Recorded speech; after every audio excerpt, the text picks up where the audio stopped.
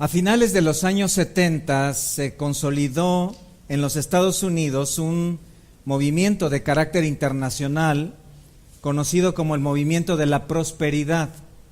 Actualmente ese movimiento se compone por diferentes ministerios, líderes e iglesias, principalmente de corte carismático, pentecostés. Los puntos doctrinales que tienen en común, aunque hay diferencias menores entre ellos, los puntos principales, los puntos doctrinales que tienen en común son básicamente 4.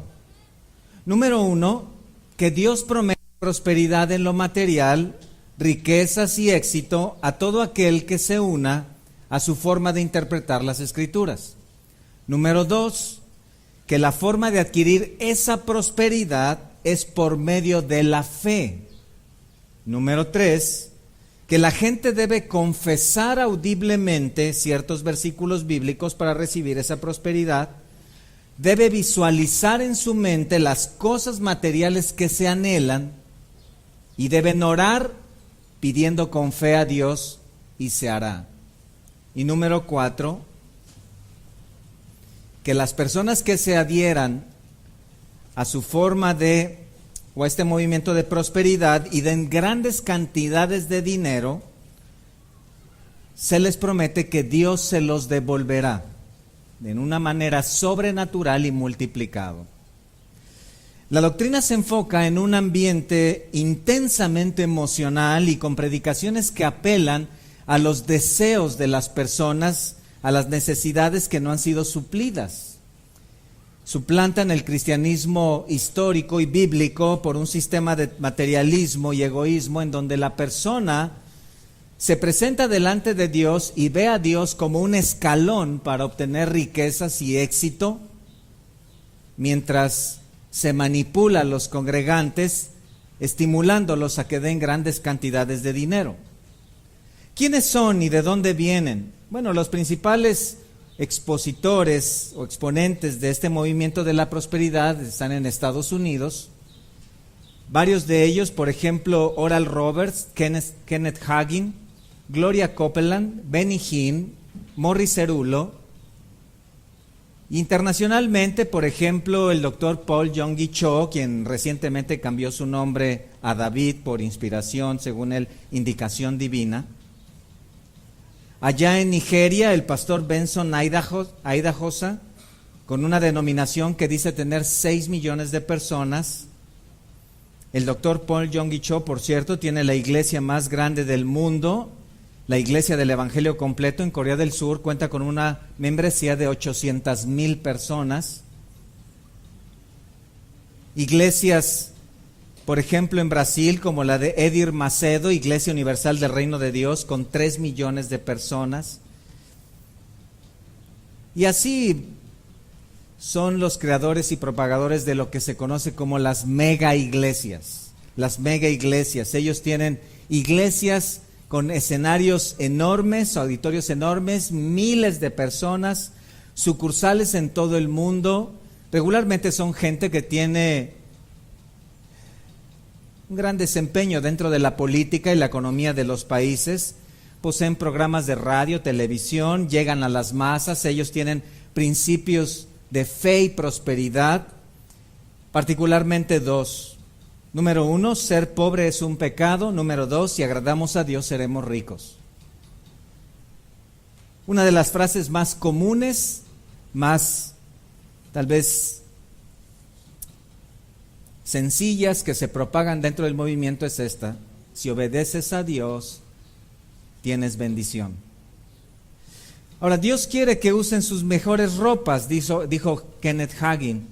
Quiere que conduzcan los mejores automóviles y quiere que tengan lo mejor de todo. Basta con pedir lo que necesitemos.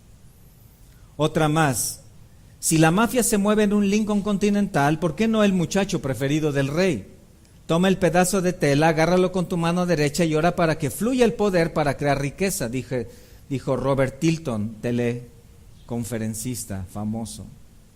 Hay una ley de incubación espiritual, ¿a que no habías escuchado esta? Ley de la incubación espiritual.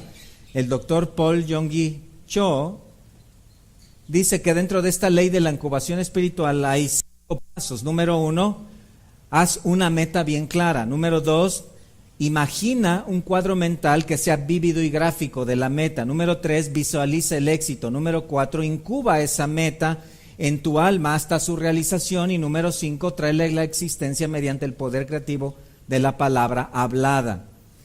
En una sola frase es decláralo y recíbelo.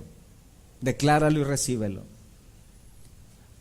Ya en México, el pastor de Amistad Cristiana en Guadalajara, Jalisco, Javier Gómez Rubio, dijo: cuando yo recibí el Espíritu Santo, recibí poder. ¿Sabían ustedes que el poder de Dios es para hacer dinero?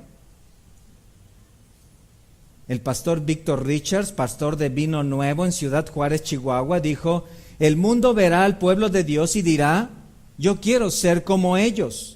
Han aprendido el secreto de la prosperidad. ¿Hacia dónde lleva toda esta clase de doctrina? ¿Hacia dónde se dirige todo este ministerio de la prosperidad? ¿Hacia dónde quiere ser dirigido el corazón de los cristianos con esta clase de enseñanzas? Escuchen, hacia el egocentrismo. El deseo de lograr lo que uno siempre ha anhelado, el deseo de tener las cosas materiales que siempre uno ha soñado. Es la exaltación del yo. Frases comunes, frases relacionadas en esto como eleva tu autoestima. ¿Has escuchado algo así? Es la desviación de la adoración del Dios verdadero y la centralización del hombre. Es humanismo, es psicología, idolatría. Es idolatría. Y la palabra nos previene de esto. Algunas veces se tiene un falso concepto del egocentrismo. La mayoría de las personas piensa que una persona egocéntrica u orgullosa solo es aquella que se enoja todo el tiempo, ve a los demás hacia abajo, o es una persona que menosprecia a los demás. Entonces se dice que esa persona es egocéntrica, presume el tiempo, es egocéntrica. Al abordar el tema del egocentrismo, del orgullo en la Biblia, nos damos cuenta que realmente el egocentrismo y el orgullo se pueden alojar en lo más profundo del corazón mientras se presenta una apariencia de piedad. En otras palabras, se puede esconder. Una persona podría tener una apariencia de piedad, podría hablar de la Biblia, entre comillas, pero al mismo tiempo podría tener un corazón muy orgulloso. El orgullo no es fácil de ver, es un actor experto en el arte de la apariencia. Es una actitud que usa diferentes caretas, es escurridizo, lanza bombas de humo para distraer. El orgullo es tan viejo como el hombre sobre la tierra en la primer familia, Adán y Eva, recuerdan, desde ellos hasta todas las generaciones, hasta ahora. El orgullo, el egocentrismo han secuestrado el corazón, lo han tomado cautivo. Proverbios 22:15 dice que está ligado al corazón. Entonces, el orgullo es algo serio, el egocentrismo es algo serio, pero es posible identificarlo. Y por eso estamos aquí, frente a la palabra de Dios. Es posible detectar las falsas doctrinas, falsas enseñanzas que llevan el corazón hacia el orgullo, hacia el egocentrismo. Los ministerios de prosperidad, de éxito y poder o riquezas definitivamente están abogando por un corazón orgulloso y están llevando a miles o millones de personas hacia el egocentrismo. ¿Cómo lo identificamos? ¿Cómo podemos saber si tenemos un corazón orgulloso? Bueno, para comenzar tenemos que hacernos la pregunta correcta. Esa pregunta no es ¿soy orgulloso? No, sino ¿qué tan orgulloso soy? ¿En qué maneras el orgullo, el egocentrismo se da evidencia en mi vida? Hay evidencias de orgullo, hay actitudes que pueden revelar lo que uno es. Aunque el corazón es imposible de ver completamente por el hombre, sin embargo, Dios nos ha dejado en su palabra enseñanzas que pueden revelar lo que hay dentro de un corazón orgulloso, porque la palabra es como un espejo. Y cuando uno va a un espejo y uno ve su rostro en un espejo, uno puede identificar las imperfecciones del rostro, pero cuando uno va a la palabra de Dios, uno puede identificar esas imperfecciones y pecados del corazón. Ahora vamos a estudiar una de las evidencias del orgullo ¿qué es el egocentrismo? El egocentrismo es una de las maneras más claras de ver un corazón orgulloso. El término egocentrismo deriva de la palabra latina ego, que significa yo. El egocentrismo es el enfoque o el centrarse en sí mismo. Es una persona que en sus pensamientos, palabras y acciones, en todo lo que hace, lo que proyecta, lo que planea, se exalta a sí misma. ¿Cómo lo identificamos? ¿Qué consecuencias tiene para la vida cristiana? ¿Es tan grave este pecado? Bueno, vamos a estudiarlo, vamos a responder estas preguntas viendo en el Evangelio de Lucas, capítulo 18. Lucas capítulo 18, versículos 9 al 14, donde el Señor nos presenta una parábola para dar una enseñanza muy importante. Ahora, antes de abordar nuestro estudio, en Lucas 18, 9 al 14, es importante que comprendamos el contexto. Este pasaje se desarrolla en el último año del ministerio del Señor, cuando Él enseñaba mediante parábolas. Las parábolas son narraciones con elementos comunes, narraciones de situaciones de la vida diaria con elementos comunes que enseñan verdades espirituales. Cada uno de los elementos dentro de la parábola tiene un simbolismo y toda la parábola en conjunto tiene una enseñanza espiritual profunda. Lo que tenemos ahí es una parábola. Incluso si comienzas a ver desde el versículo 1, te vas a dar cuenta que hay otra parábola a partir del primer versículo. En esta primer parábola, del versículo 1 al 8, una mujer viuda clama con insistencia a un juez injusto. Incluso la parábola se llama así. Esa viuda clama pidiendo justicia, ¿cierto? Finalmente, el juez injusto cede ante la insistencia de la viuda. Y la enseñanza central de esa primer parábola es la siempre disposición de Dios a escuchar el clamor de sus hijos, ayudar a los que sufren. Eso enseña la primer parábola. En otras palabras, quienes clamen a Dios con insistencia, con perseverancia, con fe, van a encontrar de parte de Dios la ayuda. Secundariamente, la parábola enseña a orar con insistencia a Dios porque Él es un juez justo. Y termina diciendo en el versículo 8, cuando venga el Hijo del Hombre, ¿hallará fe en la tierra? Es decir, ¿habrá quienes tengan esa clase de fe perseverante que tuvo la viuda? Esa es la pregunta para cada uno. ¿Quiénes de ustedes tomarán con fe perseverante la oración y el clamor ante Dios? Esta parábola dejaba a los hombres pensando en la oración. Esta parábola tenía un primer llamado. ¿Cómo está tu vida de oración? Era un llamado a orar sin cesar, con fe y perseverancia, porque Dios contesta la oración. Ahora viene la segunda parábola, a partir del versículo 9. Y quiero que noten que esta segunda parábola está conectada con la primera porque el tema sigue siendo el mismo. ¿Cuál es? La oración. La segunda parábola enseña la actitud para orar. Mientras que la primera enseña la frecuencia para orar, la segunda enseña la actitud para orar. La primera enseña a orar con fe y perseverancia, la segunda enseña a orar con humildad. Ambas parábolas encuentran un común denominador. Dios está dispuesto a bendecir a quienes claman a Él con fe, perseverancia y en humildad.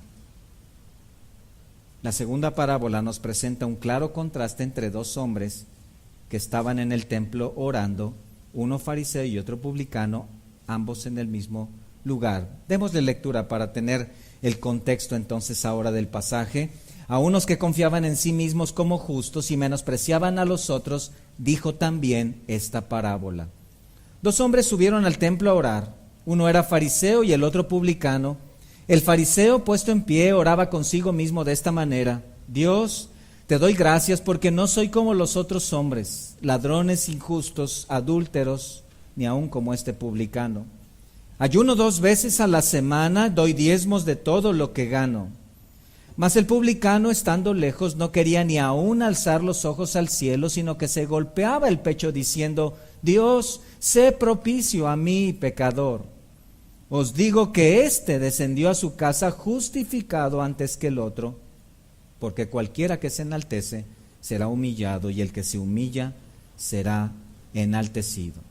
Esta segunda parábola, entonces, notaron, nos presenta un claro contraste entre dos hombres que estaban en el templo orando, uno fariseo y otro publicano, ambos en el mismo lugar, ambos haciendo lo mismo, ambos ante el mismo Dios, pero con actitudes diferentes el uno del otro.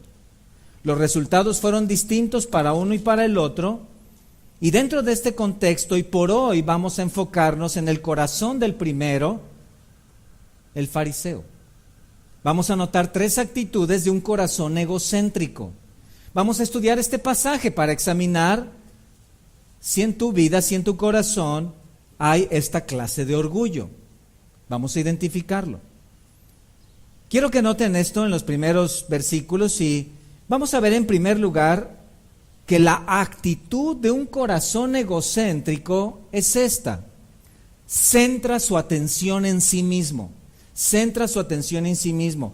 El pasaje comienza definiéndonos a quiénes fue dirigida esta enseñanza. Noten el versículo 9, a unos que confiaban en sí mismos como justos y menospreciaban a los otros, dijo también esta parábola. Primeramente, a unos que confiaban en sí mismos como justos y menospreciaban a los otros. ¿Quiénes son esos? La primera pregunta, ¿a quiénes? ¿Quiénes eran el auditorio? ¿Quiénes estaban frente al Señor en ese momento? El texto no es explícito, si se dan cuenta. Pero si vamos 2 capítulos atrás, en Lucas 16, versículo 14 y 15, Lucas 16, 14 y 15, pueden ver que dice: y oía también todas estas cosas los fariseos, que eran avaros, y se burlaban de él. Entonces les dijo: vosotros sois los que os justificáis a vosotros mismos delante de los hombres, mas Dios conoce vuestros corazones, porque lo que los hombres tienen por sublime delante de Dios es abominación. El Señor expone la autojustificación de los fariseos, y esto no es extraño porque una y otra vez el Señor hizo esto en sus sermones. En varias de las situaciones el Señor expuso que estos hombres se veían como justos, menospreciaban a otros, y recuerdan, por ejemplo, un fariseo. Allá Simón, en Lucas 7:39, ¿recuerdan? Simón el fariseo menospreció al Señor y a la mujer pecadora que se acercó a sus pies, y su pensamiento fue si fuera profeta, conocería quién y qué clase de mujer es la que le toca, que es pecadora.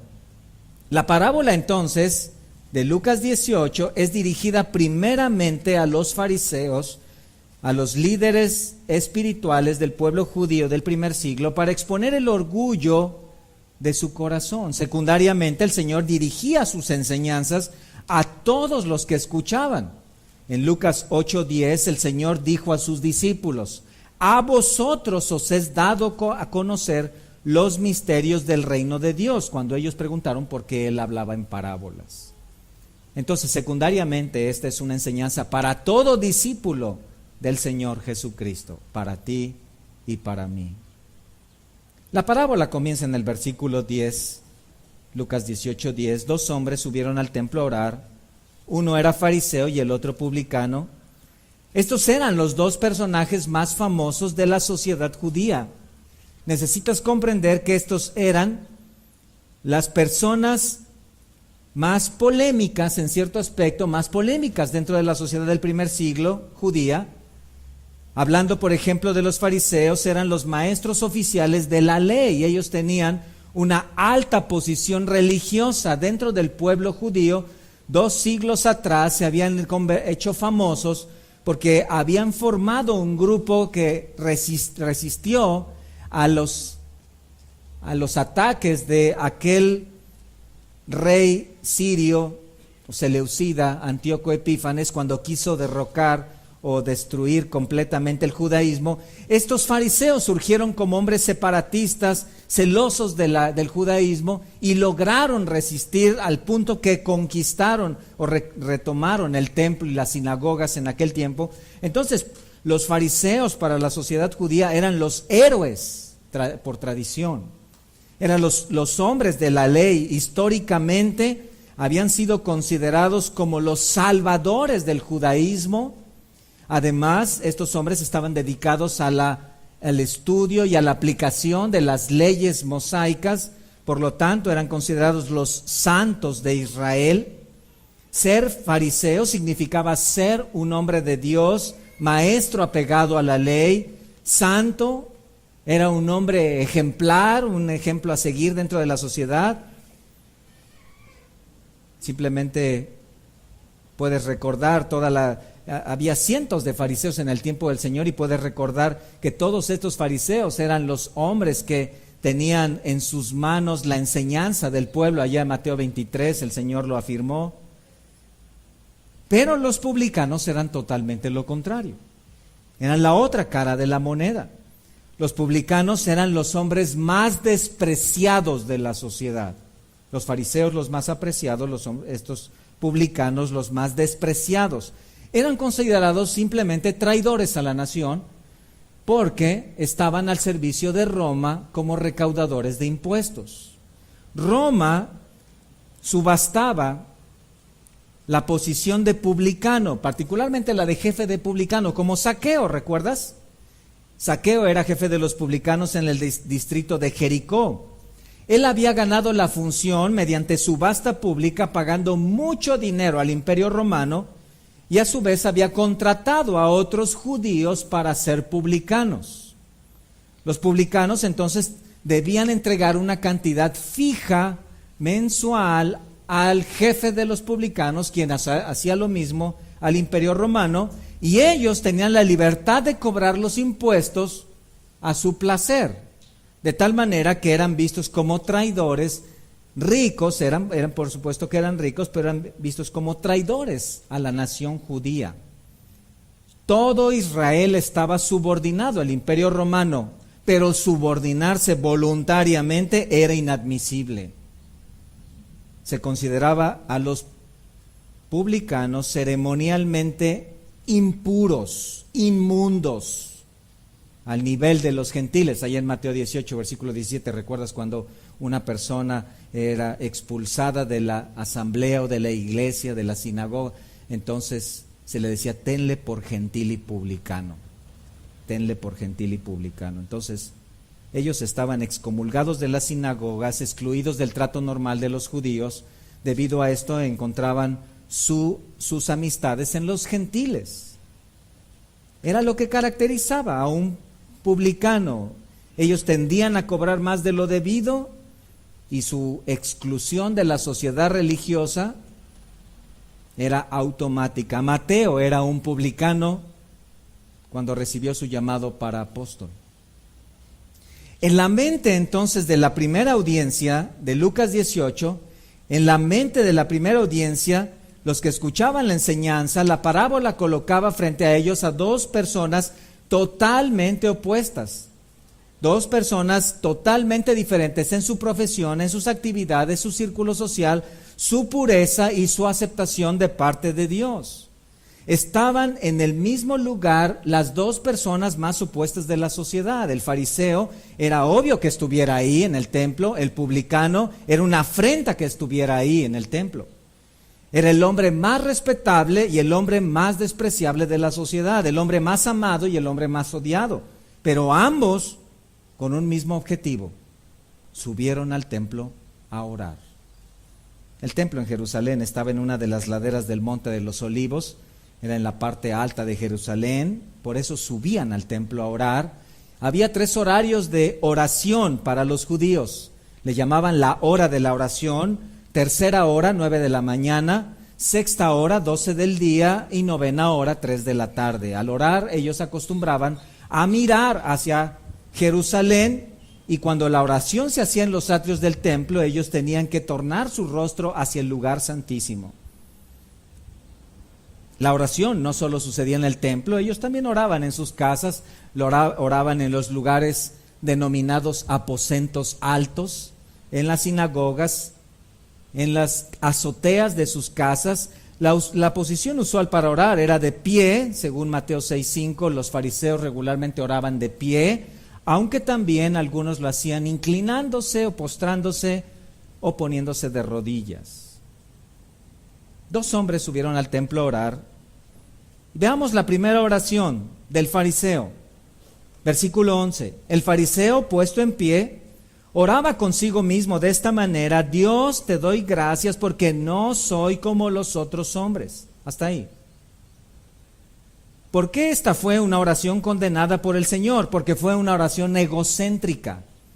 Reveló el egocentrismo del corazón de este hombre. El fariseo tenía un corazón egocéntrico, centrado en sí mismo, un corazón orgulloso. La postura tradicional era orar de pie, con los brazos extendidos al cielo y la cara volteando hacia arriba. Allá en Mateo 6:5 el Señor expuso que ellos amaban orar de esta manera, y dijo que amaban orar de esta manera para ser vistos por los hombres. No sabemos si había gente a su alrededor que quisieran impresionarlos, pero sí sabemos que tenía un corazón orgulloso, que querían mostrarse a los demás. Ahora, la postura no era el principal problema, sino noten lo que dijo. Noten que la oración del fariseo no es considerada por el Señor como una oración recibida por Dios. Su oración es tan egocéntrica que es considerada como una oración, dice ahí, consigo mismo. En pocas palabras, su oración no pasó del techo.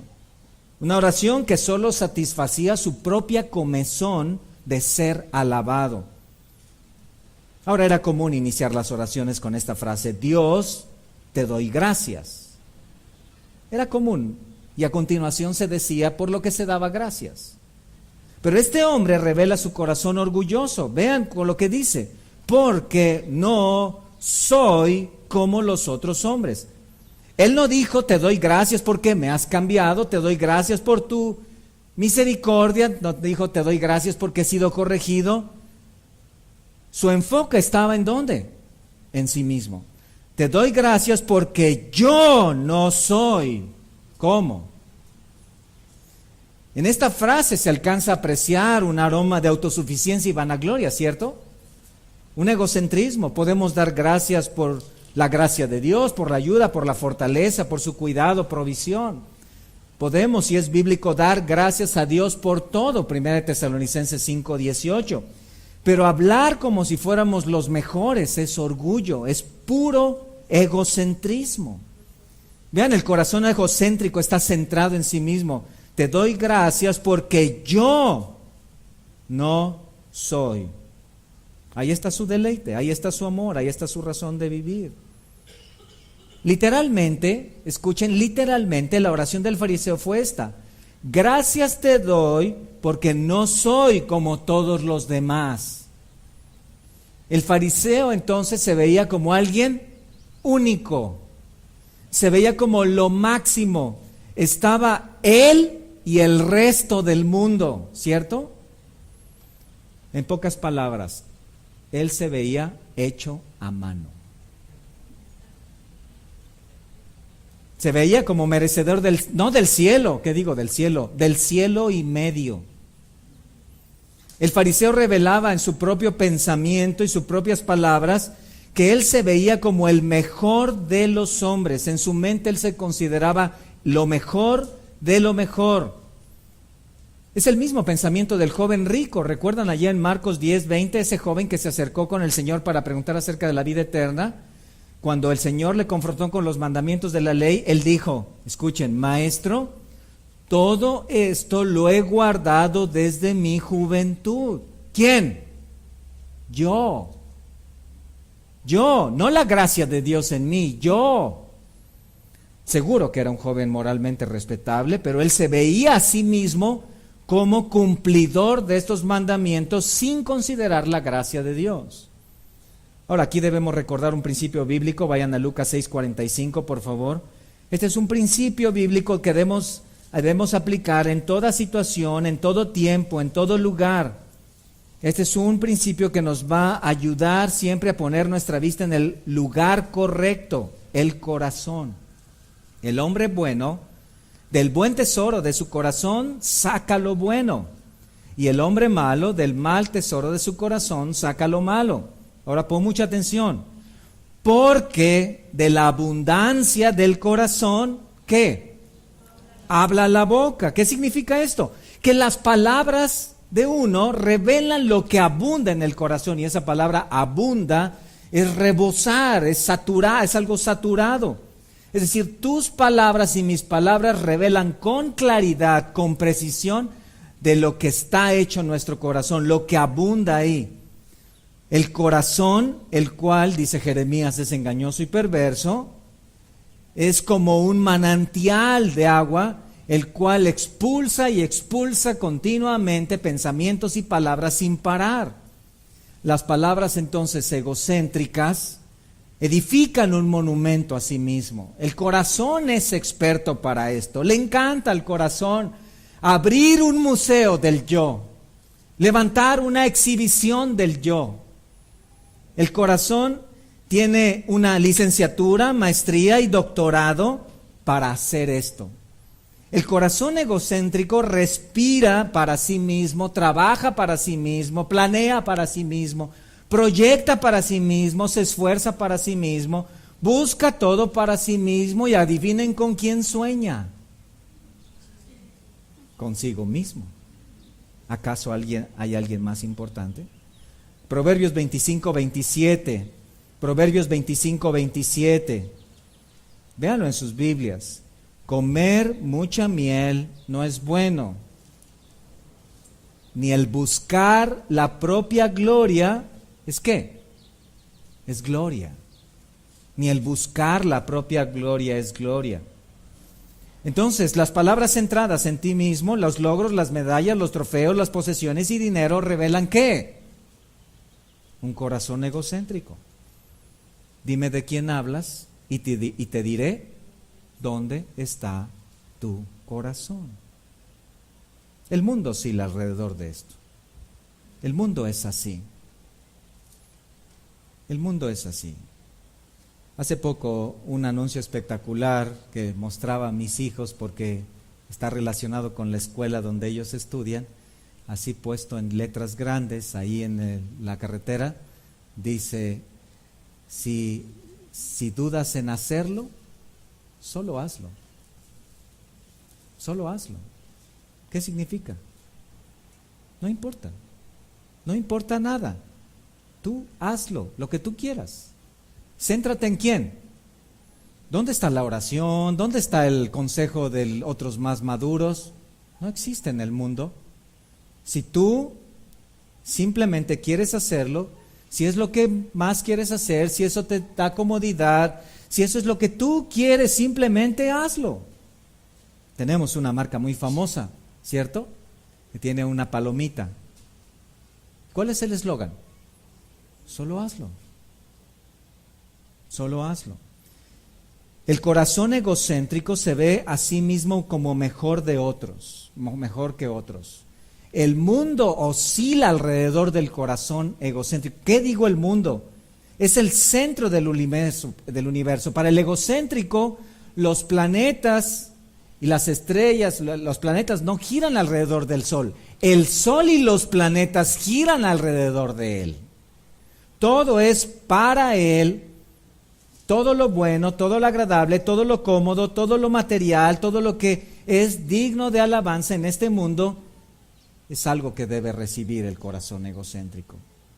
Si él está bien, todo está bien. Si él no está bien, nada está bien. El egocentrismo es muy buen actor. Incluso, escuchen esto, puede esconderse tras una apariencia de piedad en la iglesia. Algunas personas siempre están hablando de sus pruebas, siempre están hablando de sus aflicciones y de sus dificultades. ¿Es sensibilidad a lo espiritual? No, es egocentrismo. Algunas personas siempre están pidiendo a todos que oren por ella. ¿Es confianza en el poder de Dios? No, es egocentrismo. Algunas personas siempre están hablando de sus planes, lo que quieren hacer, lo que van a hacer en los ministerios. Su tema de conversación siempre son ellos. ¿Son deseos por servir a Dios? No, es egocentrismo. para el corazón egocéntrico no hay persona más importante que ella misma. No hay persona de la cual valga la pena hablar. Para el corazón egocéntrico solo hay una persona que interesa. ¿Quién? Yo.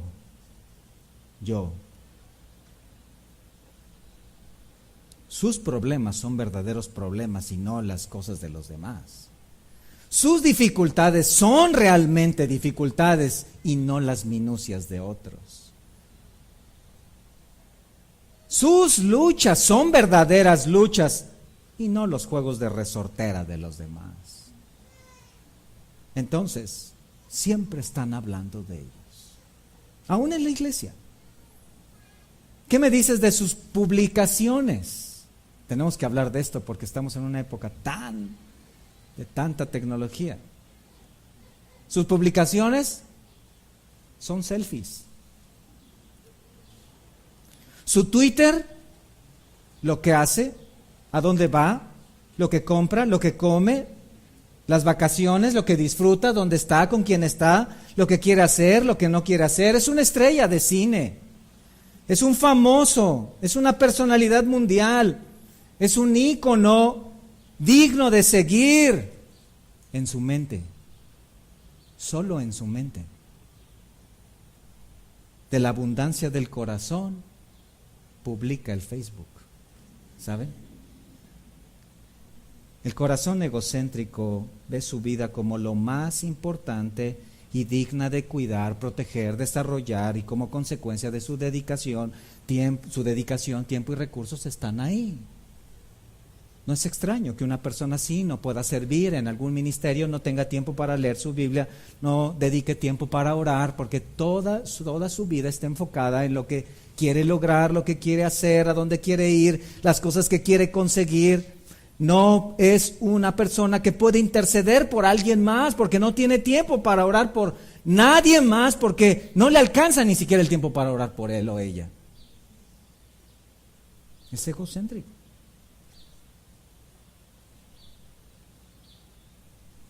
Solo hay una palabra en el diccionario de la persona egocéntrica. ¿Cuál es? Yo. Pero hay tres reglas. Hay tres reglas para el egocéntrico. Número 1, lo más importante es lo que yo quiero. Número 2, si no puedo conseguirlo del número 1, lo más importante es qué es lo que yo hago. Y número 3, remítase a la regla número 1. Y los antiguos decían, porque ahora ya no existe, me parece, que había un juguete para los egocéntricos. Era una rueda de plástico con un hilo en medio, que lo lanzaban para abajo y regresaba. ¿Cómo se llamaba? Exactamente. Bueno, hay un segundo elemento, vamos a nuestra parábola, un segundo elemento. ¿Cómo se manifiesta de manera práctica un corazón egocéntrico? Segundo elemento, vamos ahí. No solamente centra su atención en sí mismo, sino también critica los pecados de los demás. Ahí hay una segunda manera de ver un corazón orgulloso. Velo ahora en el versículo 11.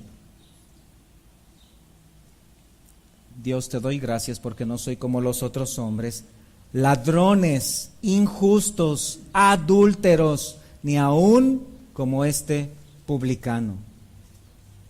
Un corazón egocéntrico continuamente está comparándose con los demás y regularmente el resultado de esa comparación es que él es mejor. El corazón egocéntrico tiene una competencia continua con todos. El corazón egocéntrico tiene su vista en la gente, no en Dios. No ve a Dios, ve a la gente, tiende su vista a exaltarse a sí mismo y condena las fallas y pecados de los demás.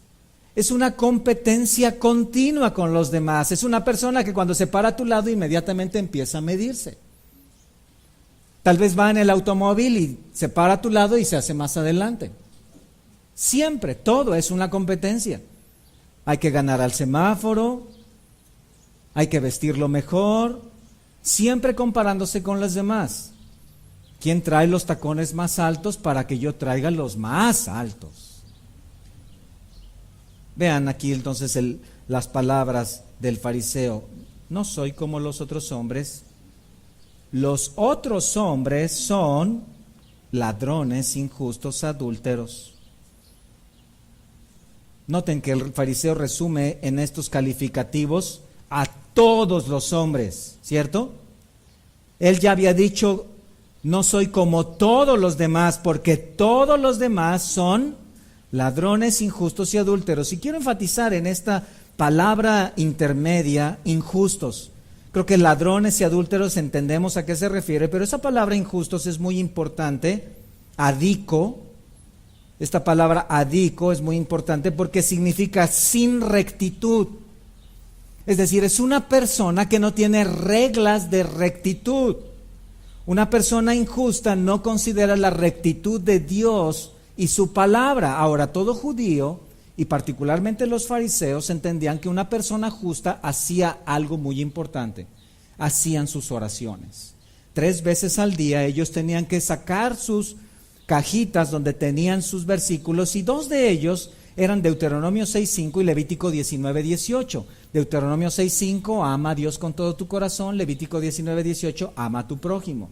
Una persona justa era una persona que estaba enfocada, según lo que ellos decían, en amar a Dios y amar al prójimo. Una persona injusta no consideraba a Dios ni a su prójimo. En resumen, era un impío. Entonces, lo que el fariseo está diciendo es, todos los demás hombres son ladrones, impíos, adúlteros.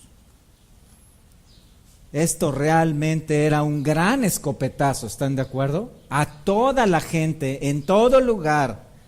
El fariseo estaba diciendo que todos los demás hombres eran unos impíos que no amaban a Dios ni a su prójimo como él sí lo hacía. Y esta era una acusación realmente seria, pero entendible cuando viene de un corazón orgulloso. Clásicamente es la persona que dice, yo no haría eso porque eso lo hacen las demás personas.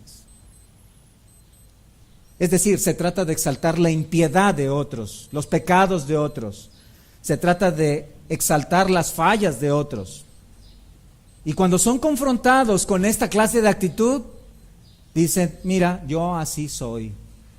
Así nací, así me crié, ¿y qué? Y así moriré, dice. Proverbios 12:18, vean lo que dice ahí. Proverbios 12:18. Muy importante.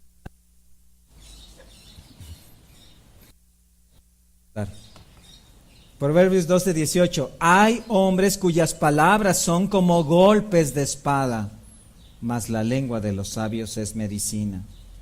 Hermanos, la crítica es una de las cosas más destructivas en la iglesia y es una de las mejores evidencias para ver un corazón egocéntrico y orgulloso.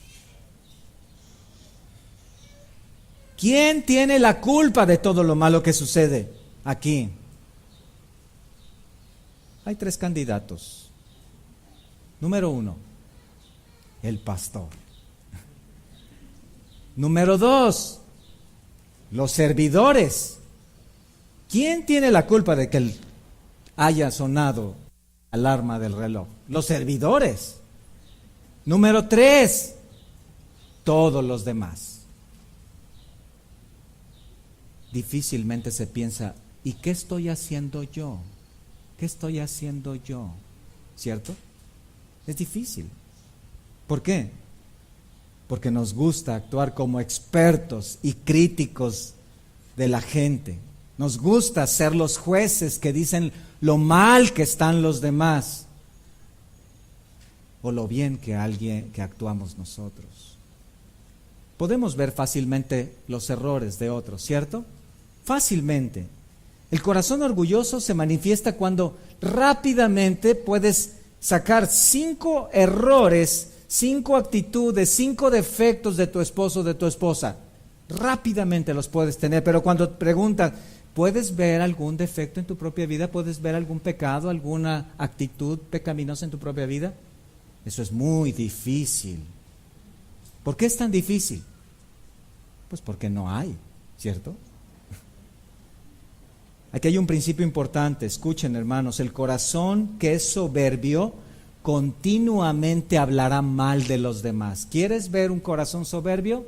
Es una persona que habla mal de otros a terceras personas. Critica, juzga lo que hace. Yo no haría eso, por supuesto, porque yo soy espiritual. El corazón soberbio entonces está en lo alto, ve a los demás abajo, los ve como personas de segunda categoría. Si hay que orar por alguien, prefiere criticar y murmurar. Hermanos, el llamado de Dios es muy claro. Salmo 31, 18, por favor. Salmo 31, 18. Salmo 31, 18. Enmudezcan los labios mentirosos, que hablan contra el justo cosas duras, con soberbia y menosprecio. Enmudezcan los labios mentirosos. ¿Qué está diciendo Dios en una sola palabra? Bueno, en un poco más de palabras. Guarda silencio y examínate a ti mismo. Es lo que Él dice, ¿cierto? Guarda silencio y mira tu propio corazón. El corazón egocéntrico tiende a menospreciar a las personas, sus trabajos, sus actividades, sus ministerios y especialmente los logros de los demás, porque está muy relacionado con la envidia y los celos. Vives en una casa nueva, pero está bien chiquita. ¿Te compraste un coche nuevo? Pero es la versión básica. Siempre se resaltan las fallas, los problemas del matrimonio, los problemas con los hijos, la falta de dinero, los fracasos. ¿No tiene dinero? Seguramente anda endeudado. Crítica, crítica, crítica. Todos los ministerios están mal. ¿A quién se le ocurrió pintar de ese color? Nadie lo hace como yo. ¿Qué les parece esa? Esta es favorita. Si no lo hago yo, ¿qué? Nadie lo va a hacer. Santiago 4, 11 y 12, vean. Santiago 4, 11 y 12. Hermanos, no murmuréis los unos de los otros. El que murmura del hermano y juzga a su hermano, murmura de la ley y juzga a la ley.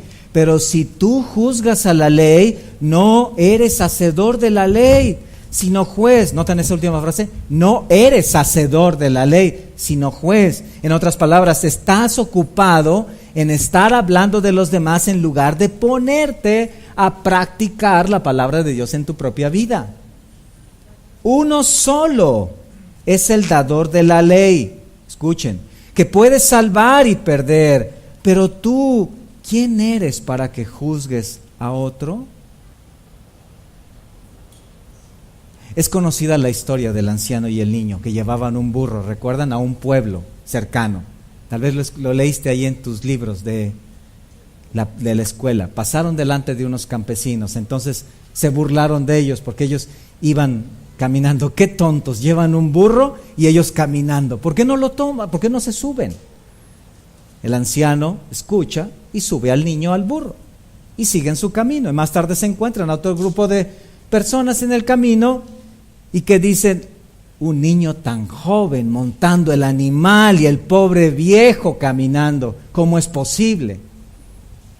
El anciano escucha, baja al niño y se sube él, y a los pocos kilómetros se encuentran a unas mujeres que cuando ven a estos caminando dicen: ¡qué hombre tan cruel!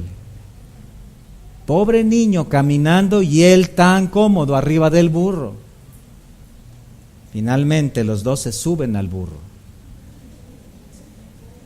Kilómetros adelante, el burro se cae desplomado por el peso. Y los últimos que pasan dicen: pobre burro, qué gente tan aprovechada. Esa historia tiene una moraleja. hagas lo que hagas, siempre te van a criticar. ¿Por qué? En México tenemos una frase, como el cuetero. Si truena, chiflan. Y si no, peor. Hermanos, esta actitud no debe estar en la iglesia de Cristo. Los cristianos no debemos tener esta clase de actitud porque esto revela ¿qué? Orgullo, orgullo. Vean el remate del fariseo ahí en el versículo 11.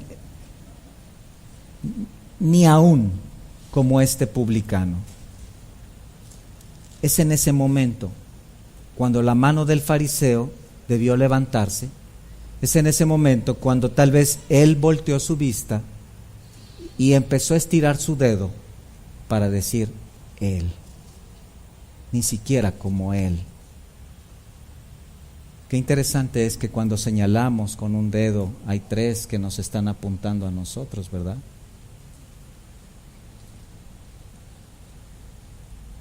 No dice la Biblia explícitamente que lo haya hecho con su propia mano, pero escuchen, sí lo hizo en su mente, y ahí es donde nosotros podemos también entender que el pecado de egocentrismo no solamente se puede notar en las palabras de uno, sino también en los pensamientos.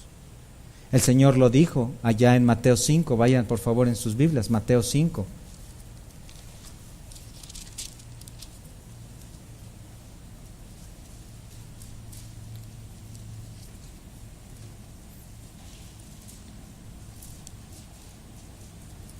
Mateo 5, versículo 21, oísteis que fue dicho a los antiguos, no matarás, y cualquiera que matare será culpable de juicio, pero yo os digo que cualquiera que se enoje contra su hermano será culpable de juicio. ¿Se dan cuenta? No necesitas llegar a la acción y a las palabras, simplemente la actitud del corazón es suficiente para traer el juicio de parte de Dios, para identificarlo como un pecado. Esta es la actitud de juzgar de manera condenatoria. El corazón egocéntrico, escucha, es pesimista, es crítico, es condenatorio, es degradante. ¿Hay algo de esto en ti? ¿Hay esta clase de actitud en tu corazón? ¿Puedes identificarte un poco con esta clase de hombre? Porque hay un tercer elemento, hay una tercera manera de identificar un corazón egocéntrico, regresando a Lucas 18. Después que el fariseo manifiesta su menosprecio por los demás y especialmente por el publicano, ahora viene otro punto, saca sus credenciales. Entonces, una persona egocéntrica en primer lugar está centrada en sí mismo, en segundo lugar critica a los demás y en tercero exalta sus propias virtudes. Véanlo ahí en el versículo 12. Versículo 12, ayuno, ¿quién? Yo ayuno 2 veces a la semana, doy diezmos. ¿Quién? Yo doy diezmos de todo lo que gano. ¿Dónde sigue la mente del fariseo? En él. ¿Dónde está centrado? ¿Dónde está su deleite? ¿Dónde está su placer? ¿En quién piensa? En él, en él, en él. Ahora quiero que noten aquí que él ayuna 2 veces a la semana, y esto es algo digno de resaltar porque en realidad el ayuno que era practicado por los fariseos era algo admirable. La ley de Moisés mandó ayunar solamente en el día de la expiación o el día del ayuno, se le llama ya en Jeremías 36, una vez al año. Después del cautiverio se establecen algunos ayunos, podríamos decir extraordinarios. Por ejemplo, Zacarías 8:19 dice que en el 4., en el 5., en el 7. y en el 10º mes habría que observar 4 ayunos que recordaban desastres en la historia de los judíos, pero estos eran establecidos por los judíos como una manera de recordar de la gracia de Dios. También se instituyó el ayuno resultado de allá del ayuno de Esther, ¿recuerdan? En su libro, cuando todo el pueblo de Israel iba a ser exterminado. Había ayunos ocasionales, individuales, grupales, nacionales, pero en todos los casos eran ayunos extraordinarios. Pero ayunar 2 veces a la semana era de fariseos. Era de un fariseo ortodoxo, porque según ellos así demostraban su amor a Dios, ayunando 2 veces por semana. Incluso Mateo 6:16 El Señor reveló, ya vimos algo de esto, que esto lo hacían para ser vistos por los hombres. Y esto era parte de un show en sus vidas, porque ese doble ayuno semanal era acompañado de una expresión externa de una cara, un semblante sombrío, un aspecto seco, entre tristeza y enojo. Los fariseos, dice ahí en Mateo 6:16, eran austeros.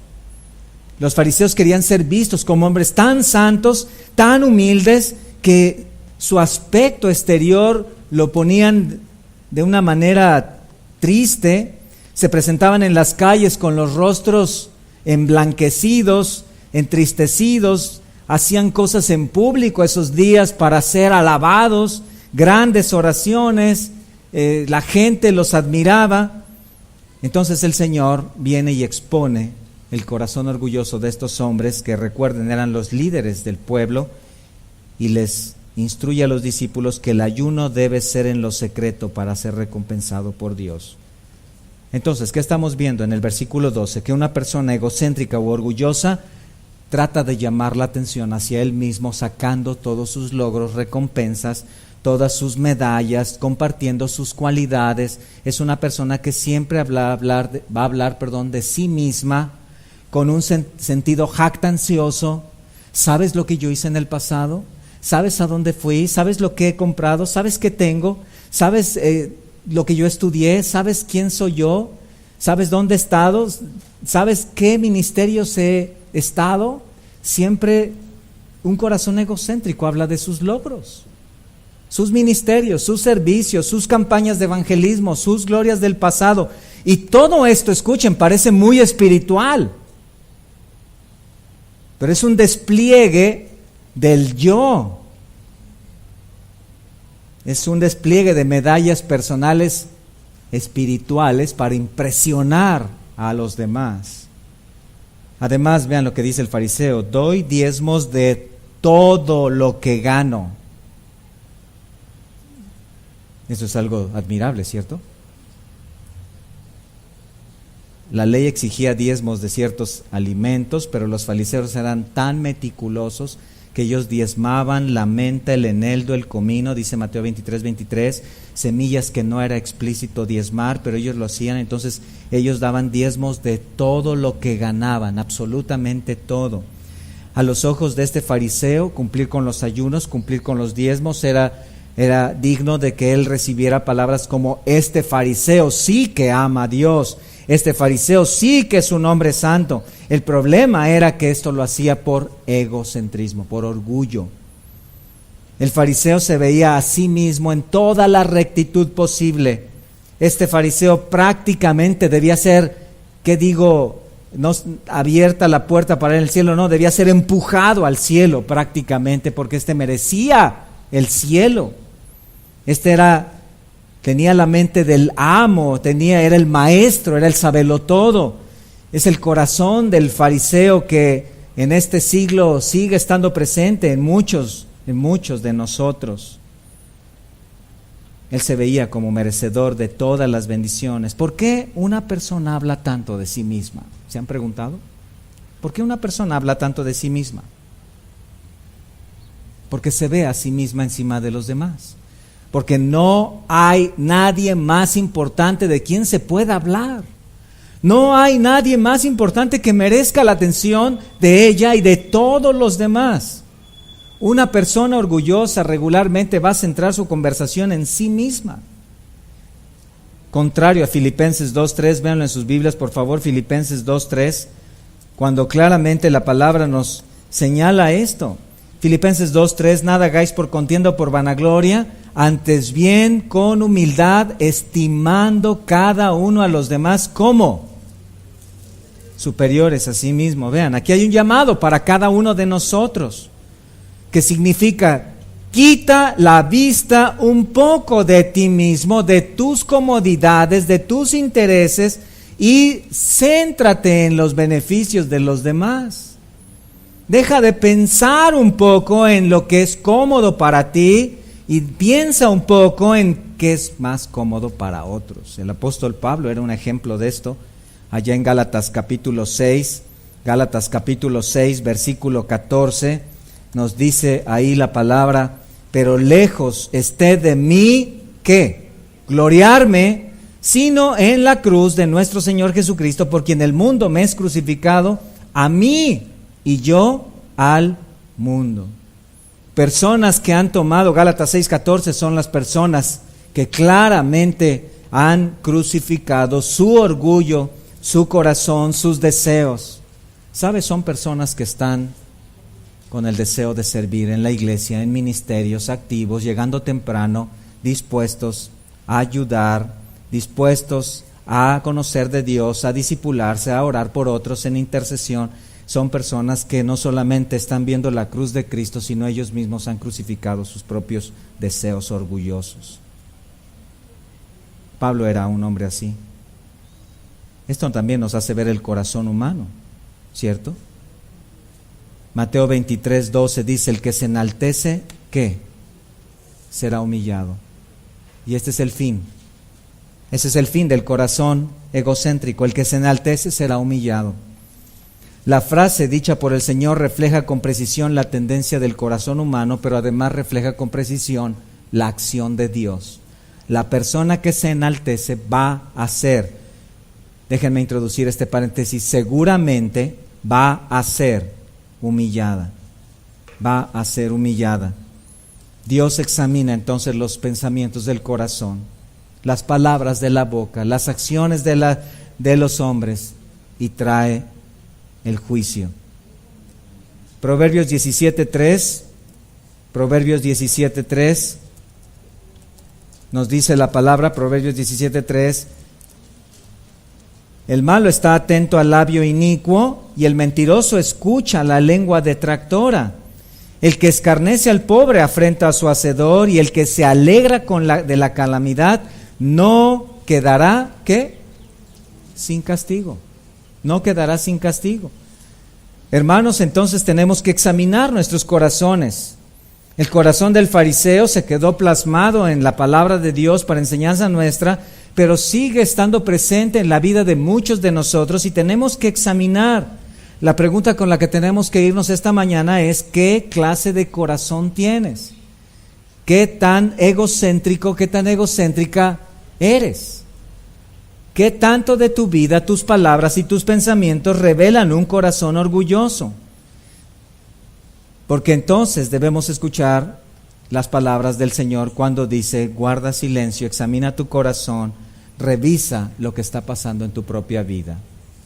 Termino con lo que dice Filipenses 4:8, cuando dice: por lo demás, hermanos, todo lo que es verdadero, todo lo honesto, todo lo justo, todo lo puro, todo lo amable, todo lo que es de buen nombre, si hay virtud alguna, si hay algo digno de alabanza, en esto pensad.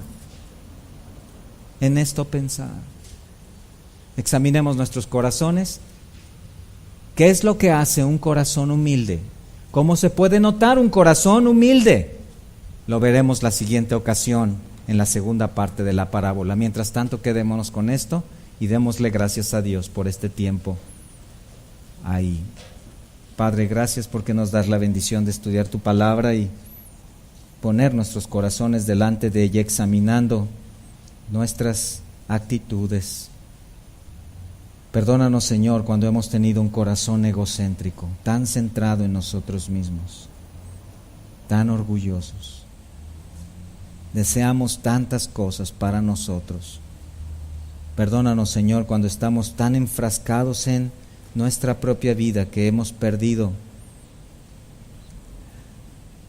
el objetivo principal, que eres tú, amarte a ti con todo nuestro corazón y amar a nuestro prójimo. Danos tu gracia, Señor, para identificar en dónde somos orgullosos y egocéntricos. Danos tu gracia para darnos cuenta en las áreas en las que estamos manifestando este pecado. Llévanos al arrepentimiento mediante la gracia que es en Cristo Jesús, en quien te lo pedimos. Amén.